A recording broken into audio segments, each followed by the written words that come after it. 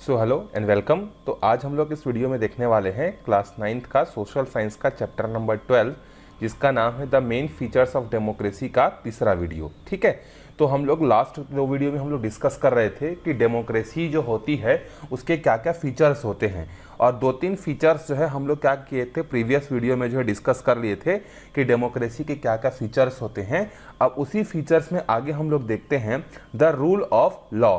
The rule of law का मतलब क्या होता है, कोई भी डेमोक्रेटिक कंट्री जो होगा वहां पर जो भी काम होगा वो वहां के प्रेसिडेंट या प्राइम मिनिस्टर के मनमर्जी से नहीं होगा, बल्कि उसके लिए जो रूल बना हुआ है, जो लॉ बना हुआ है, ठीक है, उसी के अकॉर्डिंग जो है क्या होगा, काम होगा। A defining characteristics of a democracy is the rule of law. This means the government performs all its function in accordance with the law, does not do anything which is against the law. मतलब democracy में क्या होगा कि चाहे कोई भी काम हो और किसी की भी सरकार क्यों ना हो, वो क्या करेंगे, रूल को फॉलो करते हुए जो है क्या करेंगे, काम करेंगे। ऐसा नहीं होगा कि कोई भी काम वो ऐसा अपने मर्जी से नहीं करेंगे जो रूल के क्या हो, अगेंस्ट हो। इसको सिंपल सा मतलब ऐसे समझ लो, जैसे आपके स्कूल में जो है आपके क्लास में समझ लो आपके क्लास रिप्रेजेंटेटिव होते हैं, क्लास कैप्टन होते हैं। तो क्लास कैप्टन जो है क्या होगा, कोई भी काम जो है अपने मर्जी से नहीं करेगा, बल्कि जो जो नियम कानून जो बताए गए थे उसको कैप्टन बनते समय वो सबको क्या करेगा, फॉलो करेगा। किसी से कोई पर्सनल दुश्मनी जो है क्या करेगा, नहीं निकालेगा, ना किसी के फेवर में कुछ करेगा। ठीक है, जैसे हम लोगों के क्लास में होता है कि नहीं कि किसी से दुश्मनी होता है तो कैप्टन जाके बोल देता है टीचर ये बात कर रहा था, ये मार रहा था। ऐसा कुछ नहीं होना चाहिए। सबके साथ जो है क्या होगा, प्रॉपर रूल के हिसाब से जो है क्या करेगा, परफॉर्मेंस करेगा और ट्रीट करेगा। तो उसी तरीके से देश की बात जब आती है तो हमारे देश में चाहे किसी की भी सरकार क्यों ना हो, जो नियम कानून जो लिखा हुआ है उसी नियम कानून के अनुसार ही जो है वहां पर काम जो है होगा। The rule of law also means that all laws apply equally to all citizens of country. No individual is exempted from this law in any way. There are many instances when high-ranking officials and powerful leaders have to face legal proceeding in the courts just like the common citizen. अब मैंने आपको एक classroom का example दिया कि कोई एक captain है, तो कैप्टन क्या करेगा, अगर कोई बदमाशी कर रहा है, चाहे उसका दोस्त हो चाहे दुश्मन हो, कोई भी हो, वो रूल के हिसाब से जाकर क्या करेगा, टीचर को बताएगा और टीचर उस पर क्या करेगा, एक्शन लेगा। तो उसी तरीके से जो रूल ऑफ लॉ है ये भारत में रहने वाले सभी लोगों के लिए क्या है, सेम है। जो रूल ऑफ लॉ हमारे लिए एप्लीकेबल है वही rule of law Mukesh Ambani के लिए या रतन टाटा के लिए या देश के कितने भी बड़ा बिजनेसमैन या कोई भी क्रिकेटर क्यों ना हो, महेंद्र सिंह धोनी क्यों ना हो, विराट कोहली क्यों ना हो, कोई भी हो, सबके लिए क्या है, वही रूल ऑफ लॉ है। जैसे मान लो आप अगर कुछ क्राइम करते हो, मान लो कोई चोरी का काम करते हो और उस चोरी की सजा अगर 3 साल है, तो अगर आप चोरी की हो तो आपको भी 3 साल की सजा मिलेगी। और मान लेते हैं कि मुकेश अंबानी भी वही चोरी करता है तो उसको भी क्या करेगा, 3 साल की ही सजा मिलेगी। ऐसा नहीं कि मुकेश अंबानी जो है हमारे भारत का सबसे बड़ा अमीर आदमी है तो उसके लिए चोरी की सजा 1 साल होगी, ऐसा बिल्कुल भी नहीं है। हमने कई बार पिछले बार एग्जाम्पल्स में देखा है, आपने सुना भी होगा कि इंदिरा गांधी जो है हमारे देश की जो है बहुत शक्तिशाली प्रेसिडेंट थी, लेकिन जब उसको इलाहाबाद हाई कोर्ट ने बुलाया कि आप कोर्ट में प्रेजेंट होइए, तो सोचो किसी देश की प्राइम मिनिस्टर एक हाई कोर्ट में जाके नॉर्मल सिटीजन की तरह जो है क्या हो रही है, कोर्ट के सामने पेश हो रही है। ठीक है, तो ऐसे बहुत सारे एग्जांपल हमें डेमोक्रेसी में देखने को मिलते हैं। बड़े से बड़ा आदमी हो, छोटे से छोटा आदमी हो, कानून के नजर में, रूल ऑफ लॉ के प्रेजेंस में सब क्या होते हैं, इक्वल होते हैं। किसी को जो है डिस्क्रिमिनेट वहां पर नहीं किया जाता है। आगे है रिस्पेक्ट फॉर द लॉ। अब हमने देखा कि डेमोक्रेटिक कंट्री में एक तो रूल ऑफ लॉ चलेगा, दूसरा उस लॉ के लिए क्या रहेगा, लोगों का रिस्पेक्ट रहेगा। जैसे मान लो कि आपने कोई क्राइम किया और उस क्राइम के बदले आपको किसी कोर्ट ने, चाहे डिस्ट्रिक्ट कोर्ट हो, चाहे हाई कोर्ट हो, चाहे सुप्रीम कोर्ट हो, उसने कुछ सजा दिया आपको, तो आपको उस सजा का डिसरिस्पेक्ट नहीं करना है। आपने लीगल प्रोसीडिंग आप पे हुई है और जो भी सजा दिया उसका आपको क्या करना है, रिस्पेक्ट करना है। ठीक है, in a democracy we depend on institutions that function according to the constitution and law. No one has the authority to perform an illegal act. Respecting this principle means respecting the law. अब कोई भी मतलब हमारे देश में जो है अंबेडकर साहब जो है कॉन्स्टिट्यूशन बना के गए थे, उस कॉन्स्टिट्यूशन में जो जो बातें लिखी गई हैं उन बातों को फॉलो करना सबका जो है क्या है, ड्यूटी है। कोई भी आदमी उस लॉ के अगेंस्ट में जाकर जो है क्या करेगा, बिहेवियर जो है नहीं करेगा। ये क्या कहता है, अगर कोई आदमी रूल के अगेंस्ट नहीं जाता है, इसका मतलब वो क्या है, उस लॉ का वो क्या कर रहा है, रिस्पेक्ट कर रहा है। A democratic government cannot act arbitrarily just because it has been elected to power. It has to accept and function in accordance with some basic law and rule of conduct. It is the duty of the government and the people to respect the free and independent judiciary. Judiciary मतलब supreme court, high court.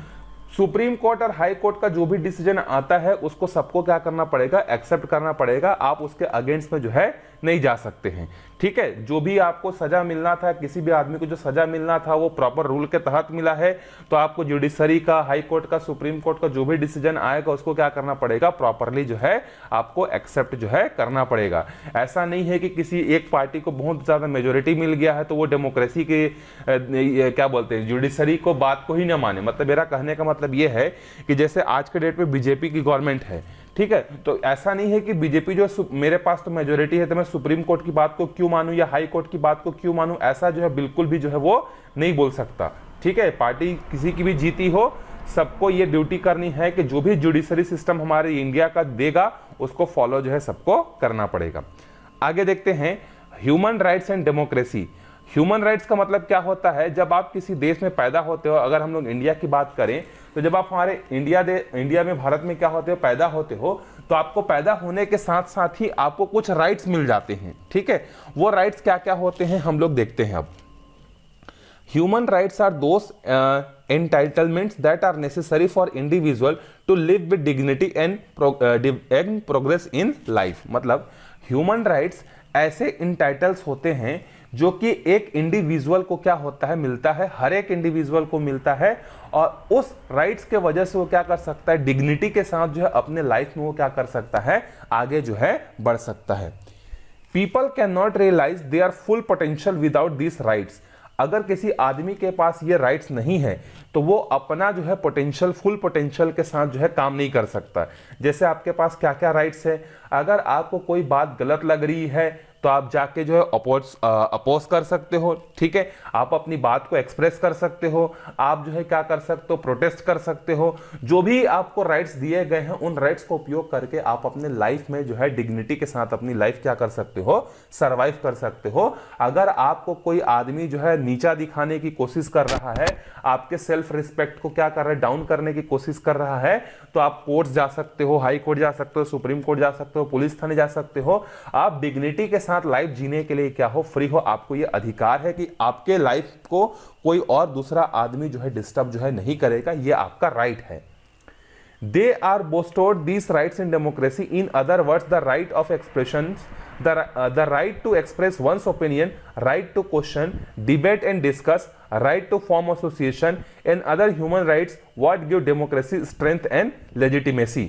इसके अलावा आपको और भी कुछ कुछ rights मिले हुए हैं, जैसे आप अपनी बात को सबके सामने क्या कर सकते हो, रख सकते हो। जैसे अगर आप 10 लोग बैठे हुए हो तो आप वहां पर ये बोल सकते हो कि मैं इस बार बीजेपी को वोट दूंगा करके, ये आपका राइट है। आप अपना ओपिनियन को रख सकते हो, चाहे आपके सामने राहुल गांधी ही क्यों ना खड़ा हो, क्योंकि राहुल गांधी कांग्रेस पार्टी से हैं, तो कांग्रेस पार्टी से राहुल गांधी हैं, इसका मतलब मैं उनके सामने नहीं बोल सकता, ऐसी बात नहीं है। आप नरेंद्र मोदी के सामने जाकर खुलेआम बोल सकते हो कि मैं आपको वोट नहीं दूंगा, मैं कांग्रेस को वोट दूंगा। उसी तरीके से आप राहुल गांधी के सामने जाकर बोल सकते हो कि मैं आपको वोट नहीं दूंगा, मैं बीजेपी को वोट दूंगा। ये आपका राइट है और इसको कोई आपसे छीन नहीं सकता। आप किसी आदमी से क्वेश्चन कर सकते हो, अगर आपको प्राइम मिनिस्टर से मिलने का मौका मिल रहा है तो आप डायरेक्ट प्राइम मिनिस्टर से क्वेश्चन भी कर सकते हो कि आपने हमारे देश के एजुकेशन सिस्टम के लिए क्या किया, आपने मेरे लिए क्या किया, आपने बिजनेसमैन के लिए क्या किया। आप सीधा सीधा क्वेश्चन भी जो है कर सकते हो। इसके अलावा अगर कहीं पर कोई किसी टॉपिक पर डिबेट हो रहा है, कोई डिस्कशन हो रहा है, तो आप उसमें भी पार्टिसिपेट कर सकते हो। अगर आप कुछ एसोसिएशन बनाना चाहते हो, कुछ ग्रुप ऑफ लोगों को मिलाकर जो है कुछ समिति बनाना चाहते हो, कोई एसोसिएशन बनाना चाहते हो, तो वो भी आप बना सकते हो। ये सारे के सारे आपको राइट्स दिए गए हैं और इस राइट से क्या होता है, जो डेमोक्रेसी होती है वो और भी ज्यादा स्ट्रेंथेन होती है। मतलब हमारी डेमोक्रेसी क्या होती है, मजबूत होती है। अगर सोचो, अगर आपको ये सब राइट्स नहीं दिया जाता, ठीक है, आपको ना तो बोलने का फ्रीडम होता, ना तो कुछ करने का फ्रीडम होता, तो आप कैसे रहते, बहुत डिफिकल्टी होती कि नहीं। जैसे चाइना में देखो, नॉर्थ कोरिया में देखो, वहां पे लोगों को उतना ज्यादा फ्रीडम नहीं दिया जाता है, ठीक है। गवर्नमेंट जो भी बोलती है लोगों को उसको मानना है। लोग प्रोटेस्ट नहीं कर सकते, नहीं तो वहां पर चाइना में ऐसा है, जो प्रोटेस्ट करता सीधा उसको अंदर डाल दिया जाता है और मार दिया जाता है। ठीक है, ऐसे बहुत सारे नॉर्थ कोरिया में भी केसेस होते हैं। लेकिन आप कहाँ हो, भारत देश में हो, हमारे प्यारे भारत में हो, यहाँ पर ऐसा नहीं है। अगर आपको कोई भी बात अगर खराब लग रही है तो आप प्रोटेस्ट कर सकते हो, आपको जबरदस्ती ऐसा कोई भी गवर्नमेंट उठा के जो है जेल में नहीं डाल देगी। ठीक है, आपके पास प्रॉपर लीगल राइट से हर चीज है। तो आप खुशनसीब हो कि आप भारत देश में जो है एक प्रॉपर डेमोक्रेटिक कंट्री में जो है क्या हुए हो, पैदा हुए हो। अब आगे देखते हैं राइट्स ऑफ माइनॉरिटीज। अब देखो यहां पर एक वर्ड आया है माइनॉरिटीज। माइनॉरिटीज का मतलब क्या होता है, सिंपल सा बात यह है, जैसे मान लो आप क्लास 9th में पढ़ रहे हो, ठीक है, आप क्लास 9th में पढ़ रहे हो तो कास्ट के बेसिस पर भी माइनॉरिटी होती है, रिलीजियस के बेसिस पर भी माइनॉरिटी होती है, और सेक्स और अलग अलग चीजों के कारण जो है क्या होती है, माइनॉरिटीज जो है होती हैं। तो मैं आपको एक रिलीजियस माइनॉरिटीज को समझाता हूं या एक लैंग्वेज माइनॉरिटीज को आपको समझाता हूं। ठीक है, मान लो आपके क्लास में जो है 50 बच्चे पढ़ते हैं, ठीक है, और 50 बच्चों में से जो 48 बच्चे हैं वो उनको जो है प्रॉपर जो है हिंदी जो है आती है। 2 बच्चे ऐसे हैं जो हिंदी बोलना नहीं जानते, वो तमिल बोलते हैं। ठीक है, वो किसी भी कारण से आपके स्कूल में आ गए लेकिन उनको हिंदी बोलना प्रॉपर तरीके से नहीं आता है। तो हम लोग क्या बोलेंगे कि ये जो 2 बच्चे हैं ये लैंग्वेज के बेसिस पर जो है क्या है, माइनॉरिटीज हैं। आप 48 लोग ज्यादा हो, 48 मतलब बहुत ज्यादा लोग हैं, उनको हिंदी बोलना आता है, लेकिन कम लोग कितने हैं, 2, इन लोगों को हिंदी बोलना नहीं आता है। तो ये जो 2 लोग हैं जिनको हिंदी बोलना नहीं आता है, इनको लैंग्वेज के बेसिस पर हम लोग क्या बोलेंगे, माइनॉरिटीज जो है हम लोग बोलेंगे। उसी तरीके से मान लेते हैं कि आपके क्लास में अगर 50 लोग हैं और 50 में से 45 लोग जो है क्या हैं, क्या बोलते हैं कि हिंदू धर्म को फॉलो करते हैं और 5 लोग जो है वो क्रिश्चियनिटी को फॉलो करते हैं। तो ये 5 लोग जो है रिलीजियन के बेसिस पर जो है क्या कहलाएंगी, माइनॉरिटीज कहलाएंगी। ठीक है, in most countries there are small population of people of certain race, religion, community, language, color, region, sex or political thought. These small population of people are called minorities. हर देश में क्या होता है, कुछ छोटे ग्रुप्स होते हैं। ये छोटे ग्रुप्स जो होते हैं रेस के बेसिस पर, रिलीजन के बेसिस पर, कम्युनिटी के बेसिस पर, लैंग्वेज के बेसिस पर, कलर के बेसिस पर, रीजन के बेसिस पर, ये सब बेसिस के आधार पर जो है आपको हर देश में कुछ ना कुछ लोग मिलेंगे जो थोड़े मात्रा में प्रेजेंट रहेंगे। ठीक है, और इन्हीं कम अमाउंट में जो प्रेजेंट में रहने वाले जो लोग, इन्हीं को क्या कहा जाता है, माइनॉरिटीज कहा जाता है। ठीक है, most countries are ruled by the people belonging to the majority community. Democracy doesn't mean uniformity. अब देखो हम लोग अक्सर एक चीज ये देखते हैं कि किसी भी देश में उस कम्युनिटी के लोगों का जो है गवर्नमेंट बनता है जहां पर मेजोरिटी ज्यादा होती है। ठीक है, मतलब ये जनरल बात है, लेकिन डेमोक्रेसी में जो है ऐसा नहीं होता है। ठीक है, जैसे मान लेते हैं कि पाकिस्तान है, तो जो पाकिस्तान है ना वहां पे जो है मुस्लिम कम्युनिटी बहुत ज्यादा है, तो वहां पर जो गवर्नमेंट बनती है ना वो मुस्लिम गवर्नमेंट ही बनती है। ठीक है, क्योंकि मेजोरिटी में कौन है, मुस्लिम लोग हैं रिलीजन के बेसिस पर। लेकिन हमारे इंडिया में ऐसा नहीं है। हमारा इंडिया क्या है, प्रॉपर एक डेमोक्रेटिक कंट्री है। यहां पर जिस भी पार्टी को मेजोरिटी मिलेगा उस पार्टी के जो लोग हैं वो क्या करेंगे, गवर्नमेंट जो है बनाएंगे। इसके जो है बेस्ट एग्जाम्पल है हमारे जो मनमोहन सिंह। मनमोहन सिंह जो है कौन सी कम्युनिटी से बिलोंग करते हैं, मनमोहन सिंह जो है वो सिख कम्युनिटी से बिलोंग करते हैं। और सिख जो कम्युनिटी है हमारे देश में वो माइनॉरिटी में आती है। मेजोरिटी में कौन है, हिंदू और मुस्लिम है, माइनॉरिटी में कौन है, सिख हैं।